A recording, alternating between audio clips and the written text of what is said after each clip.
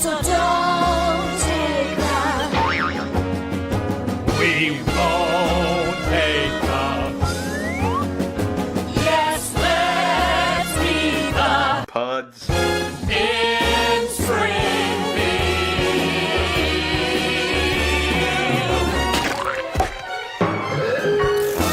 We don't start these with a number, do we? We just say, Pods in the Key of Springfield, eat my shorts. Eat my shorts, I'm Bart. That's my Bart Simpson impression. Eat my shorts. That's much better than my Bart Simpson impression. Wasn't very good, though. No. Well, we're off to a flyer. So this is the follow-up to our first video game episode, which was strangely popular. We didn't expect that, but a lot of people, well, comparatively, a lot of people listened to it straight away. So we thought, hey, why not do another one of those? Yeah. Because The Simpsons were in a lot of fucking video games in the early 90s, as it turns out. And we enjoy video games to varying degrees. Yeah. And we enjoy The Simpsons to varying degrees. Yeah. So it's a synergy made in heaven, isn't it? Yeah, we can't keep up with them. There was something like between 1989 and 1992, there was a ridiculous number of these games put out. As we go through, the show will eventually hit a point where we'll just have to spend like 5 episodes talking about The Simpsons Hit and Run, which is good. That was a good game. I also think that's the correct number of Eat My Shorts to spend on that game. Yeah, because it was good. We can talk about the relative merits of the various cars that you could drive. Yeah. Talk about the fact that the Stonecutters, like, secret entrance was in there. You could drive through that. Yeah. You could drive around the power plant. Yeah, no, good game.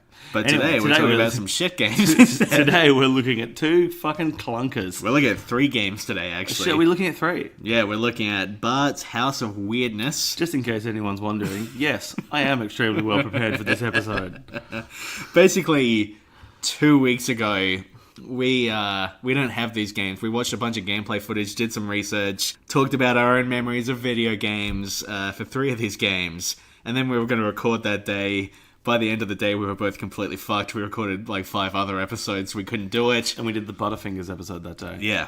And anyone who's heard that knows that it ruined us. Yeah, that was 2 weeks ago, and I still feel like I could die at any moment. That was 2 weeks ago. Exactly. So, very good. We'll be doing Bart's House of Weirdness, the 1991 Konami game for PC. Yes. Bart vs. the World, also 1991, but for the NES, published by Acclaim, developed by Imagineering. And then we will also be looking at Bartman meets Radioactive Man from 1992, same developer, same publisher, again for the Nintendo. I see. So, let's talk video games. Now, Nick, are video games art? Oh, look, this isn't really my area. It's not my place to be answering this question. And frankly, I resent that you asked it. Oh, okay, I'm sorry. I'm really sorry, I know. It must be hard on you to get that question so often. Yeah, I mean, you as a video game critic... Yes. A freelance video game critic... As a professional video game critic, man. I mean, you've probably never received that question, and you probably don't know the pain of answering it. People ask me all the time, James, what have you been playing lately? And I say, I don't fucking know, just leave me alone. Is this another one of your party exiting strategies? That's how I get people to stop talking to me. That's not how I stop talking to them. That's good. That's good. Okay, so the first one. Bart's House of Weirdness. Now, we're going to credit the videos we watched. This one was by Muskaman on YouTube. It was a playthrough of the entire game. Did a very good job playing through it. Did we watch the entire playthrough? Don't remember. 2 weeks We did ago. on this one, actually. We watched the whole thing. The other 2 were too tedious, but this one we watched the entire thing. That's fair. Because this game looks kind of interesting. Bart's House of Weirdness. The eponymous House of Weirdness in this one very closely resembles the Simpsons house. Yes. But it is a distinctly different house. This is a game about Bart exploring some sort of horrifying rendition of the Simpsons home. Sure. Where doors lead to places they shouldn't lead, and there's more stairs than there should be, and there's a lot of weird Simpsons references. There's an attic and a basement full of ghouls and monsters and shit like that. Ghouls and monsters. It looks like a very intense game. It's kind of, you wander around as Bart, you click on different items, and they take you into little mini games or mini levels, and then you progress through them. It's got a very 1991 PC, hey, look at what we're able to render in this game feel to it. A lot of it kind of looks like the cartoon, but it also looks fucked. Yes. There's a lot of, like, these video games, these early video games especially, always just bring in, like, all these weird elements that do not relate to the show at all. You're always battling like giant bees or rats or something. Yeah. Like you play a fucking home improvement game. I don't recall Tim the Toolman Taylor ever having to fight dinosaurs, but I think he does in the game. Interesting. Does Tim the Toolman Taylor cross time? I think that's actually what the game is about. Is he a time-traveling toolman? Yeah, it's been a long time since I've played it. I used to have this column in a Hyper magazine called Bottom of the Barrel. Nice. Where I would play bad video games. Good. And I played that one once and dismissed it as too good for the column. So I've never gotten that deep into That's funny. the old home improvement game. Something I found interesting about watching this playthrough Yeah. is there were several scenes or levels, whatever you want to call them, of the game where, because it was mostly a static screen that you were exploring. Yeah. And then you would go, off the right-hand edge of the screen, and a new static screen would be in its place. Yeah. But it wasn't scrolling, it was static. It wasn't scrolling. But often, you were required to jump from one platform off the screen, presuming that there would be a landing platform for you on the next screen. Yeah. As a modern game player, I find that a baffling thing to have to do. To jump in a platforming section where you could fall and lose your little video game life, to just blindly leap into the next screen going, oh, there's probably going to be something there for me though. Is there? Will there be? Very common design trope in old video games because, this entire playthrough took, like 20 minutes for them to finish the whole game. They wanted you to die. Yeah, that used to be how you had to make games. The game wasn't very long, so they had to make it extremely difficult. Even some games that people love dearly, like the old Mega Man games, have design elements like that, where you just sort of have to blindly leap and memorize the level so you know exactly where you're going to land. A lot of it's based on memorization and pattern recognition and that sort of thing. Yeah, absolutely. Like, remember when we watched that guy play Battletoads all the way through, and you'd have to memorize that whole fucking thing to get anywhere. Yeah, absolutely. Yeah, games are difficult sometimes. And this one, Bart wanders around firing a dart gun, I think it was, or a plunger gun or something. Sure. Oh, no, I think he had a dart gun. The plunger gun is in Quackshot, the Donald Duck game that I had on Sega Mega Drive 2. Oh, yeah? Okay. How was that? Was that a fun game? No, it's pretty good. So you had a plunger gun that had yellow plungers and red plungers. Red plungers disappeared after 3 or 4 seconds, but yellow ones would stay there indefinitely. But they were harder to find. And you could use the plungers to create like a little ladder up the side of the wall to climb up and get to high areas. I feel like we've actually discussed Quackshot on the podcast before. Every episode there's a reference to Quackshot. Sometimes they're hidden, they're subtle, but... Pods in the key of Quackshot. Yeah, sometimes it's like you have to take the first letter of every sentence. We did discuss Quackshot because I spoke about calling the helpline and how I spoke really fast. Yeah, you have a lot of memories around that one specific game. Yeah, I only ever played like a handful of games when I was a kid. Math Rescue by Apogee, terrible game. I had that on computer. Do you think the House of Weirdness was maybe designed by Colossus? This house has a very Colossus feel to it. The way that do you mean the game House of Weirdness or the house in the game House of Weirdness? The house within House of Weirdness. Maybe it's a trap by Colossus. Because it seems, like I said, it resembles the original Simpsons house, except that it's full of traps and weird shit. Full of things that want to kill. And it keeps teleporting Bart off to new locations. Yeah, new locations that are full of things that could kill little Barty Boy. Maybe it is. Maybe Colossus kidnapped Bart during the night, took him to the House of Weirdness, left him there, hoping that all the things would kill him. I don't know why Colossus wants to kill Bart. Just pure evilness, I suppose. Weirdly enough, you are actually explaining more or less the plot for the next game we're going to cover, but with there's very little Colossus in that one. Well, unfortunately. We'll see what we can do about that.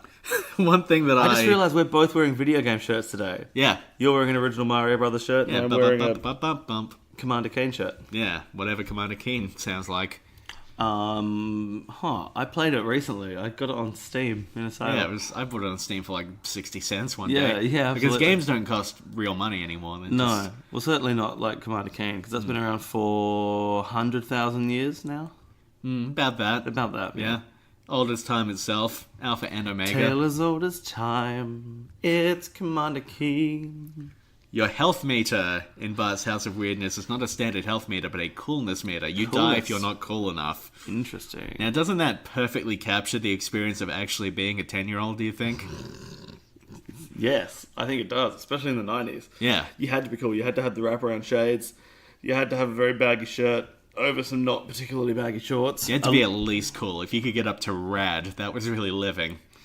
Do you still... Because I unironically use the word rad, and I've noticed more and more people using it ironically, and I want them to step off my word. I'm a big fan of it. I use it a lot in the kids magazine that I write for. Nice. It's a word that I'm fond of. Because I guess the thing that annoys me is that I like using the word rad, but there are times when I will say, oh, that's radical, and someone will go like, oh, you're totally tubular, dude, and it's like, no, get fucked. Just let me have the word. Is this one of the Ninja Turtles saying this to you? I thought for a moment you were going to say, is this one of Nick's hyper-specific rants against an extraordinarily... Look, that's the entire podcast at this point, I think. That's fine. Pods in the key of Nick's hyper-specific rants. It was very hard watching someone playing this game to figure out what the fuck the objectives were, or how they were progressing, or whether the game would have actually been enjoyable or not. Yeah, that's an interesting point. Very difficult. Sometimes you can watch a video and think, that looks like fun. This one, I've got no idea. Yeah, I have a feeling there wasn't much fun involved. I feel like the other two games we watched looked worse Yes. than this one. Yes. So maybe we should move on to those ones, because Bart's House of Weirdness seems like this weird little footnote. Bart vs. the World. Do you want to give House of Weirdness a rating? Okay, you want me to rate it? Okay. Well, let's think this through. Of course, as a critic, it's not my job to explain whether this game is art, and it's not my job to say whether you should run out and buy the game necessarily. Not what I asked the you. purpose of the cultural commentator is to add to a discourse, is to build up a discourse around the product, and to sort of evaluate, and to provide a critical lens through which to view the object. So, with that in mind, 6 out of 10. Okay. Yeah.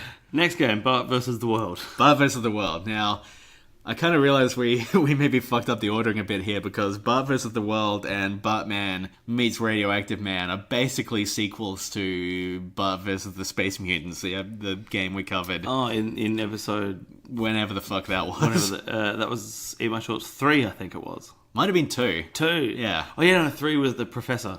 Yeah. Deep trouble. So Deep trouble. So Bart vs. the World is the second game developed by Imagineering and published by Acclaim on the NES, starring little Barty Boy. Little Barty Boy. Bart fucking shut up.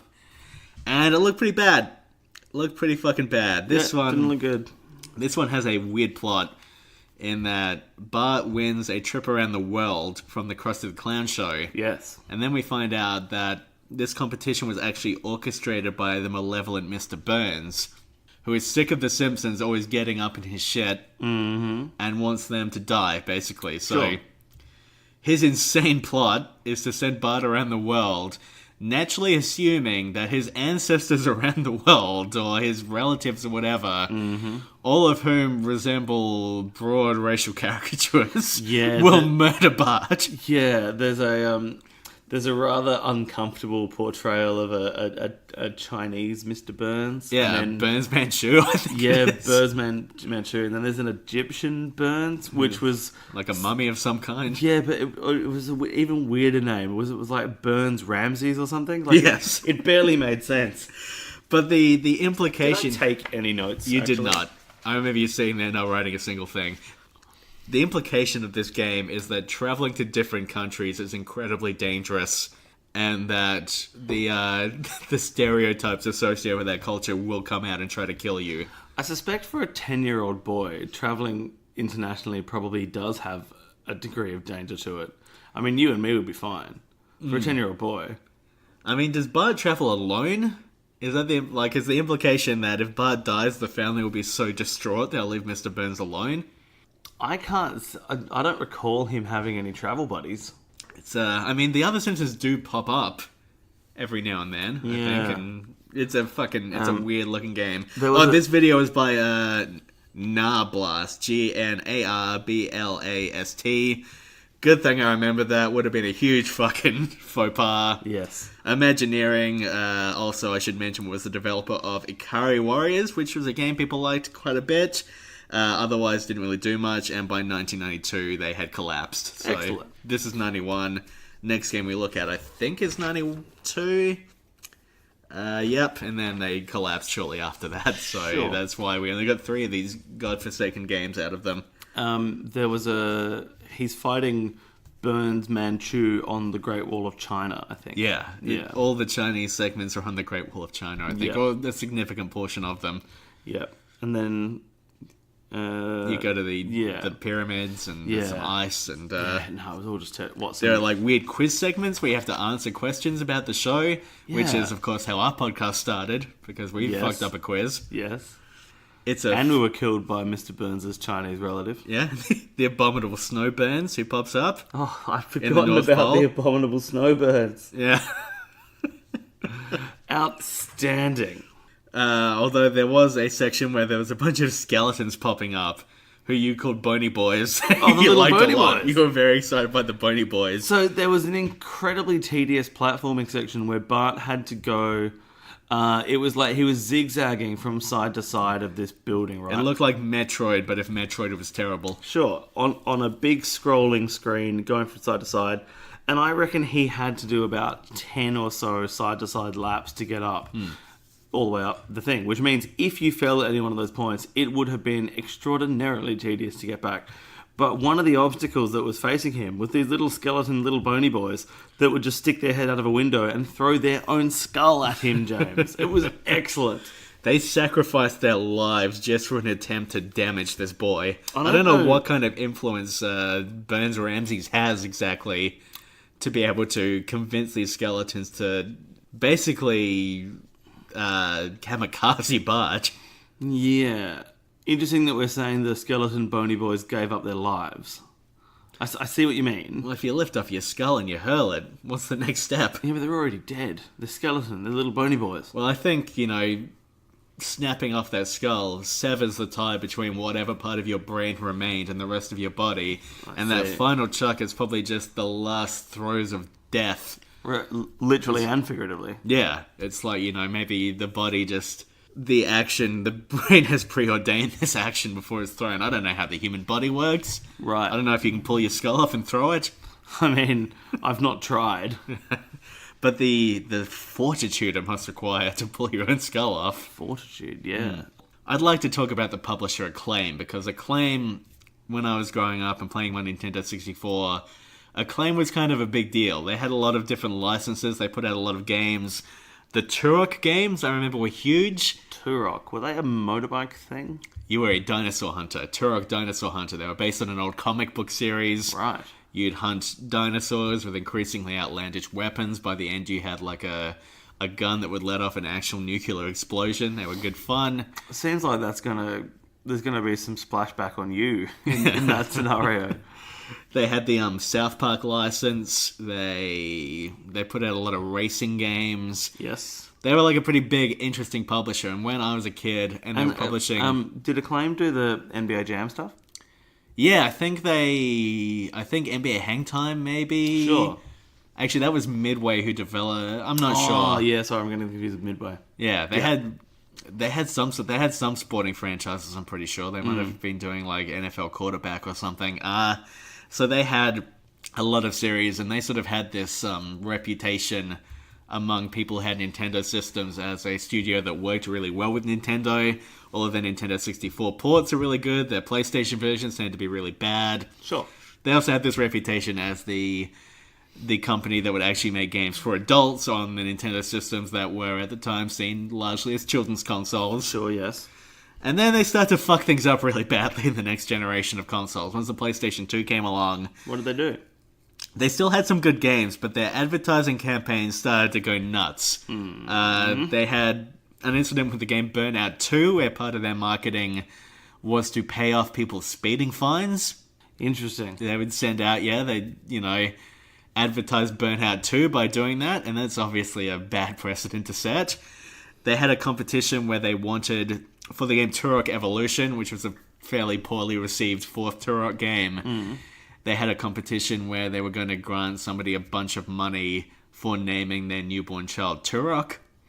Okay, cool. I don't think anyone took them up on the offer, because why the fuck would you do that? Sure, when there are names like Seven and Soda. Exactly. For Shadow Man Second Coming, the sequel to the fairly well-received original game Shadow Man, they looked into doing advertising on tombstones, which is a bad place to advertise generally. There's a whole episode of fucking Nathan For You about that, which is generally a sign that it's not a good strategy. I'm starting to like these guys more and more. The most insane thing that happened, though, was I can't wait. The development of... They used to have a series of extreme sports games with Dave Mirra. Dave Mirra's sport. He's a BMX guy. Okay. He's sadly passed on since then, but he had a very well-liked series of BMX games. Sure. Now, during the PlayStation 2 era, this sort of line of thinking came into... I forget who the actual developer here is, but Acclaim published this game. They thought, hey, people like sex, right? Let's make a BMX game about, naked women. So they published BMX XXX. Wait, what? I've legitimately never heard this story. This is amazing. Yeah, BMX XXX, which is the most early 2000s game imaginable. It was only released here censored because we did not have the classification laws that would allow for it. Sure. In the US, it was censored on the PlayStation 2, but for some reason on the GameCube and Xbox version, I think you could... Actually, I'm not sure it even got an Xbox release, but certainly the GameCube version... if you did well in the game, it would reward you with videos of strippers. It was... I'm just looking at some screenshots now. This is amazing. It was nuts. It was... It was originally intended as a Dave Mirra game, but Dave Mirra said, no fucking way are you doing this. Take my fucking name off this. Oh. And I believe he actually sued the company for... Oh my god. Yeah. So the game released... Yeah, it's fucking crazy. You're showing me screenshots. It's nuts. Oh, that's so fucking... Wow. Could there be a more... Tone-deaf PlayStation 2 era thing? That's so funny. So the game released in the US, censored on the PlayStation 2, uncut on the GameCube, I forget if there was an Xbox version. Most of the rest of the world, they could only release the censored version, which kind of defeated the whole purpose of fucking putting the game out at all. Man, that's funny. Flopped pretty hard, they got sued over it, nobody liked it. Acclaim didn't last much longer after that. Wow. But well before that, they were making this game, which is a bad game. Yes. GamePro magazine gave it an 80 out of 100. And here's a quote. Bart's new cart is a world beater. Bart's new cart. Yeah. Does Bart get hurt by that cart? Yeah, Bart gets hurt by a cart. Interesting. Now, as I've established, not my job to say whether or not games are art, alright? And I'm sick of you asking me, frankly, but this game looks pretty bad to me. Is Bart's cart art? Bart does get art from the cart. Right. Hey, remember that episode where where Bart goes to a grunge festival and then he gets a guitar thrown at him by the singer of Nirvana, and then when Bart got hurt by a Kurt? God, I see you setting up like this is going to be one of his long jokes that doesn't go anywhere. He's got the tone in his voice that says it's going to be a long one. No. And then it was even less than I anticipated, but that's okay. Yeah, it was nothing. I just wanted to say something. Bird got hurt by a cat. I just wanted to say something in this episode. I feel like I've been very quiet. I did like that the last level seemed to be set on Matt Groening's desk, unless I was misreading the video. Did look like Matt Groening's desk. And or like a digital representation thereof, because Bart was like shrunken down to very, very tiny. Yeah, he's on like a cartoonist desk leaping around, look kind of inventive, kind of cool, but the game seems bad. So the game ends with Bart defeating all of Mr. Burns' relatives. He goes on the Krusty Show, and to get revenge on this pair that I remind you has just tried to kill him, he throws 8 pies at them. Sorry, he throws 8 pies at them. 8 pies. Like cream pies. Cream pies. Throws them one after the other. And 8 of them. He looks around at the player, gives them a shit-eating grin, and he throws the pie. You get to aim the pie, you throw the pie. After 8 of them have been thrown, the credits roll. Now, for the theatre of the mind that is our podcast, I pretended that I didn't know that that's what happened. But I feel like the listener needs to know. Yes, and? That while we saw the first pie get thrown, and we were like, oh, okay, that's fine. And then there was a second, and we were like, two, that seems to be pushing it. And by the end of it, you and I both going, eight. When does this end? Why is this a thing? And then Mr. Burns steps on 11 rakes, and the game is over. So this looks like a very bad game, and the next one looked about the same and reviewed even worse. So, Bartman meets Radioactive Man, 1992, same developer. We watched a video from the channel Nintendo Complete. Nintendo Complete. As opposed to the Complete Nintendo. Interesting. Yeah. Now this introduces some interesting concepts. It introduces the concept of the Limbo Zone. The Limbo most Zone. of the game seems to be set. A new dimension that goes unmentioned within the TV show, but which we know is definitely there and exists. I thought you meant like a zone where people were just trying to see how low under a bar they could get. It does seem like this game is sailing right under some bars. Right under some bars. Yeah. Has it got anything to do with Limbo, the, 2008? 2010 game by Playdead. 2010? Yeah. Yeah, right. First game I ever gave a 10 out of 10 to in a magazine. I was close. I said 2008. Yeah. Didn't say 1966. Not this time. The year of our revolver. Yeah.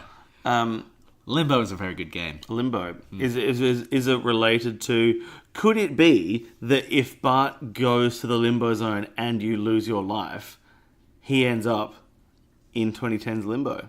In the limbo of Limbo? Is the little boy in Limbo, is that Bart? Well, is it not more likely that the Limbo Zone is some sort of liminal state through which characters pass on their way to the other egg flip universe that we've been talking about extensively on this show? That is interesting. Have I mentioned that when I was studying English in Year 12, my teacher specifically directed me to stop writing about liminal states in essays? If it was the same teacher that I had, not going to mention her name, but yeah, she was very big on the word liminal. She loved it. Very big on it. And I got so into it. It would take so much to out-liminal her. There was actually a note on one of my essays that said, you need to talk about other concepts. But it really took me a while to transition into talking about other concepts. For a long time, I was in this kind of, if only I had a word. Halfway state between, yeah. If only I had a word. I'm a big fan of the word liminal as well. It's a nice word. It is a nice word. It's got a certain liminality to it. Interesting. So Bartman meets Radioactive Man. I guess maybe these are real figures within this limbo zone. I once had a vinyl floor that was half installed. I had a liminal linoleum. Yeah, okay. Yeah, that's all right. Pretty good. Now, the opening cutscene, slightly better plot. Fallout Boy goes to Bartman and tells him Radioactive Man needs his help. You mean the rock band? Fallout Boy? Yeah. Pete Wentz? Yeah, going down to an Alluri Lura. Yeah. Sugar, we're going down, Bart Boy? Yeah. Fuck, you gave me such an exasperated look in your eyes then. That was amazing. So, look, he goes to Bart, and he says something that got us very excited. Yes. He says that something bad is happening and it's all been planned by a mysterious mastermind. Mm-hmm. We paused the video and we turned to each other. And with tears in our eyes, we said, is this finally happening? Is this the grand reveal of Colossus's grand plan?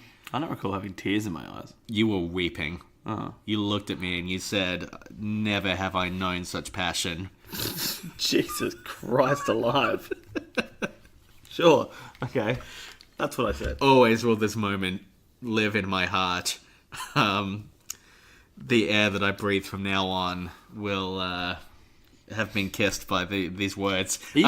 Are you quoting another Fallout Boy song? Fallout Boy, if you are listening, if you are looking for new lyrics, we got a bunch of them. All of them about the mysterious Dr. Colossus. But... look, they set this up. They got us so excited. They had us weeping in our seats with anticipation. Yes. But we don't get Colossus. Colossus is not in this episode. Instead, in this video game. Yeah, this episode of our lives. Oh, sorry. Instead, Bartman and Radioactive Man have to take on Braino the Magnificent, who's just like a giant fucking brain.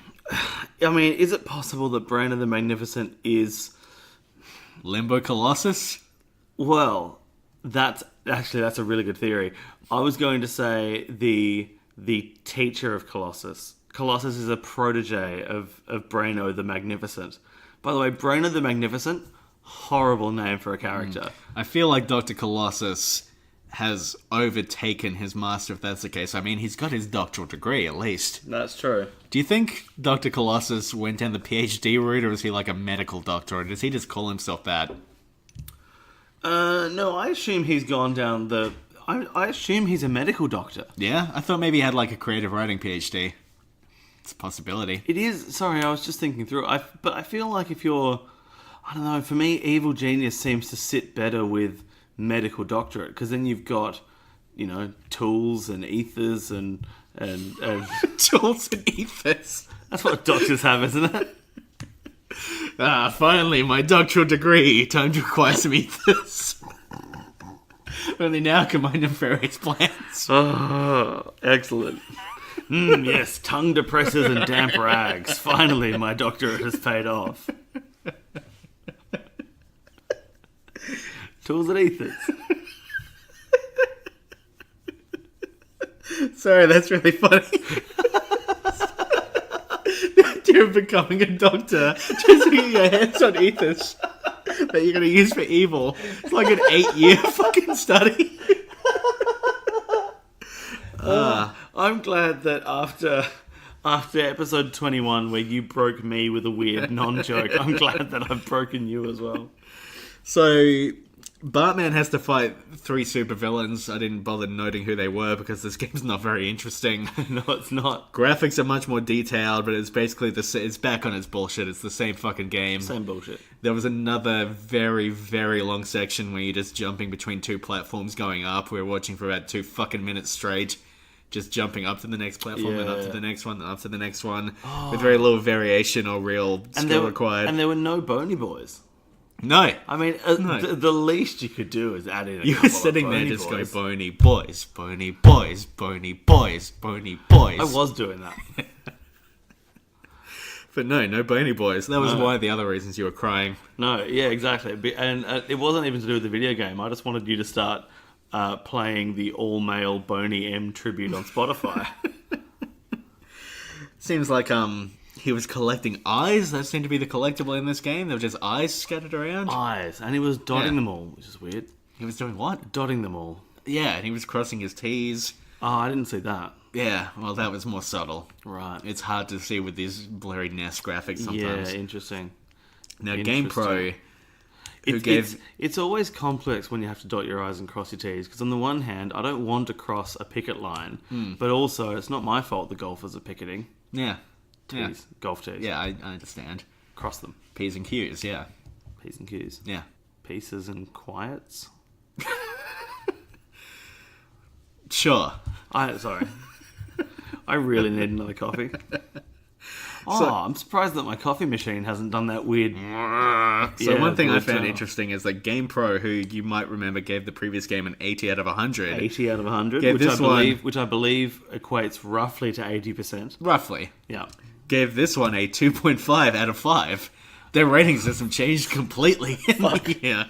Oh my it dropped gosh. from 100 to 5. That's a big change. It's a big change. Yeah. I've ridden for places that have switched from like a 100-point system to a 10-point system. Not quite as severe. Sure. Although I suppose this is basically a 10-point system because a 2.5 equates to a... Well, yeah. Yeah. It would equate to a 5. But still, like, so- putting the 5 at the end, you get this whole different feeling to it. But in the 10-point system, was it strictly whole digits, or could you do decimalizations? It was strict units, just single units. Right. See, yeah, okay. Interesting. But I feel like a 5 out of 5 doesn't carry as much weight as a 10 out of 10. But then I've got a long rant about that I'm not going to get into. But then, you know, plays and stand-up comedy and that kind of stuff is rated out of 5 stars. You never see 10 stars out of 10. Our the iTunes reviews are out of 5. Yes. All 5 stars so far. By the way, thank you very much, people. Thank you. That might have changed by the time this goes up. We put out some I weird wouldn't shit have- I in wouldn't the have thought last few so. weeks. Oh, yeah, that's a good point. Yeah. Now, this game is theoretically about Radioactive Man, but he only really pops up right at the end. So to close out this episode, because we are going a bit long for a short episode, Yep. I would like to run through my pitch for a Radioactive Man game. This is something I wrote in a magazine a few years ago. And then at the Twin Peaks panel that I did at PAX last year. By the way, Nick, have I mentioned on this podcast how much I like Twin Peaks? I don't think it's come up. Okay. Well, Twin Peaks is really good, and I like it a lot. Alright. So my Radioactive Man, part of the panel was we talked about other shows we would like to see video games about. And it was meant to be, we picked more obscure shows, but I kind of cheated just for the sake of plugging my podcast during the panel. Good, I like it. So I've got this idea for a Radioactive Man game. Sure. That I'm quite attached to, and I'll try to outline it a bit. So, Please. Morality systems are a fairly big part of a lot of modern games. Like Infamous? Yeah, like Infamous, although Yep. I don't think Infamous does it particularly well, but No. the whole... pick your conversation option, pick how you're going to do this sort of thing. Yeah. Are you going to be a good guy or a jerk? Yeah, it's like, are you going to save the starving children, or are you going to, eat their families? That's what Infamous was like, at least. Yes. Some games it's a bit more subtle. It's like, you're going to do, the obviously good thing, or the thing that's, sort of in the middle, or the thing that will benefit you greatly. It's a bit murkier. My idea for a Radioactive Man game would be, an action game similar to a Batman, Arkham, whatever the fuck sort of thing. Sure. But it would have a system in place that would dictate what the game became a parody of while you were playing it. Whoa, okay. Because I'm thinking, when we think of superheroes, there's a lot of different modes superhero stories can fit into. You've got the campy 60s Batman that a centered Radioactive Man used to be back in the day. You've got the extremely gritty reboot where, everything's really dark and violent and shitty. You've got the, the kind of crazy Silver Age comics where everything's, off the wall and nuts. You've got the more grounded, realistic comics. I'm thinking a version of a game where the specifics of, the other characters you encounter and how the plot plays out, I would like there to be a conversation system that dictates what the game turns into a parody of, what form of superhero storytelling. That is a very interesting idea. Yeah, so it could, depending on the choices you make, by the end it could be you defeat the final boss in a 60s dance-off, or it could be that, the further you get into the game, the more dead relatives you happen to have, all with horrific backstories. Or it could just be that, by the end it's you and 60 other superheroes all, fighting each other. Something that turns into, you get to, by the choices you make, dictate what sort of superhero story the game is taking the piss out of. That is my idea for a Radioactive Man game. I'm actually convinced by that. That's pretty cool. So I think EA currently holds the license to The Simpsons. So if anyone from EA is listening, and they want to go to their boss and say, sir, or madam, I'm not sure who my boss is, I've got an idea. And they'll say, alright, Johnson, come in. And they'll say, well, I was listening to this podcast, see? Pods in the Key of Springfield. Yes, Johnson, I'm familiar with Pods in the Key of Springfield. Carry on. And they've got an idea for a Radioactive Man game. Okay, well, did they put in place a monetization strategy? Sir, what do you mean? Well, I mean, it needs to be very aggressive with its microtransactions. That's kind of what we're all about at the moment. It needs to really nickel and dime people. Well, I'm not really sure. It was sort of this parody system. Okay. Go back to the drawing board and come back with a pitch that fucks the player. Sir, we need something where we can really fuck the player badly. We want them to grow to resent our games. We need another PR nightmare like Battlefront 2. Sir, that's not why I got into the business. I think we should just make the game. What do you mean? I think we could just make the game, make it good. Make a good game? Yeah, like we do sometimes. Sometimes we make good games and people like them. Huh, that's an interesting idea. What do you think, Wade? You're Wade. Sorry, I completely uninvested myself from that back and forth. I was too distracted buying loot boxes.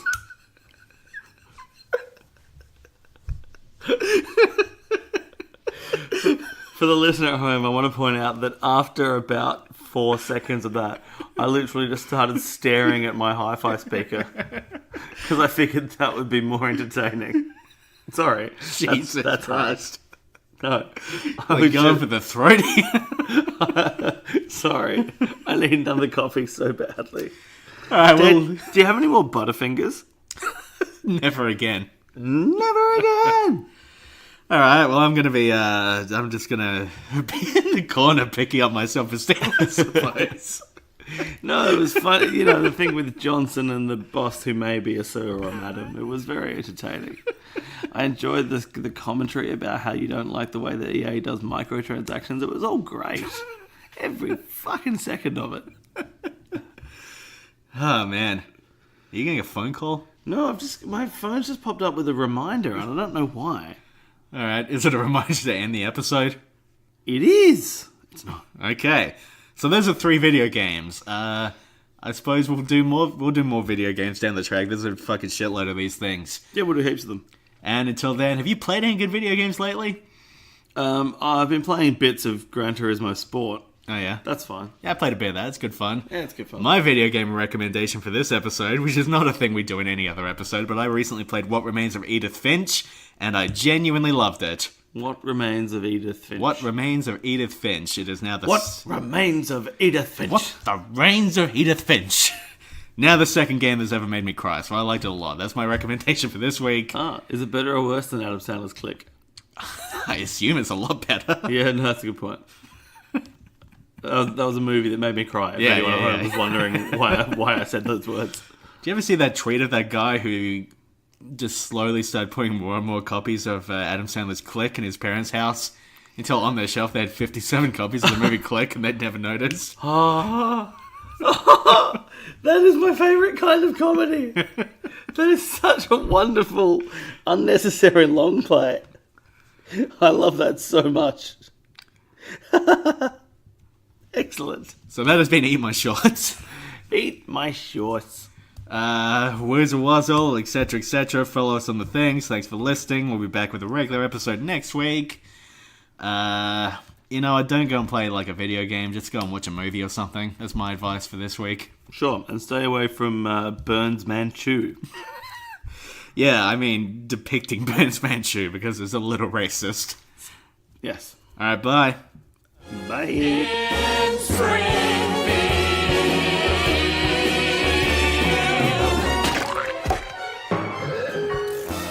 That went okay. You seemed a little distracted though. Yeah, I'm just thinking back to the days of my youth. Oh god, here we go.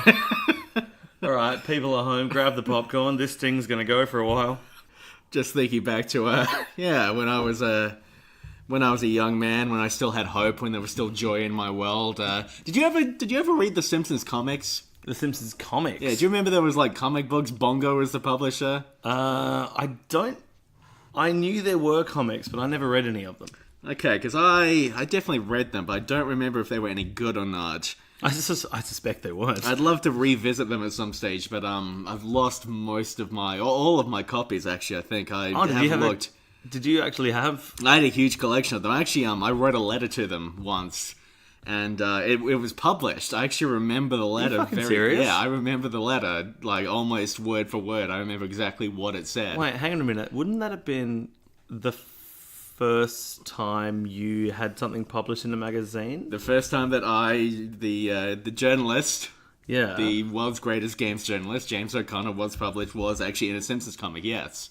I'm astonished that it's taken this far in the canon of the podcast for this topic to come up. It's just a shame that it's lost forever now, as far as I can tell. Well, I mean, if you've lost your copy, my understanding is all other copies have also been destroyed. That is my understanding as well. Oh, fuck, that's annoying, because now it's like a hook that we can never... God. Yeah. Oh. Oh, well, hopefully people will keep listening anyway.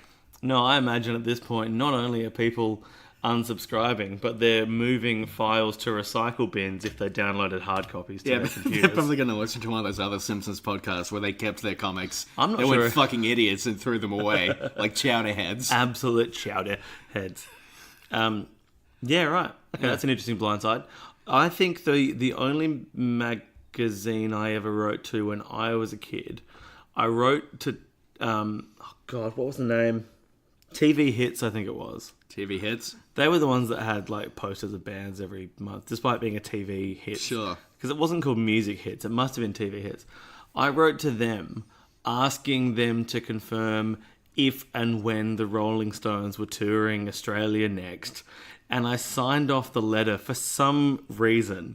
I thought rather than put my own name, like a dingus, I thought a cool name would be to call myself Mick Jagger's Shiny Dagger.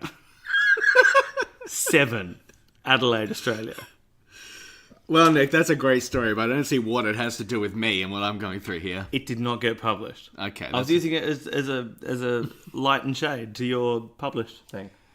All right. But interestingly, my letter that didn't get published and your letter that did, we both have exactly the same amount of evidence of that anecdote. Yeah, you're right.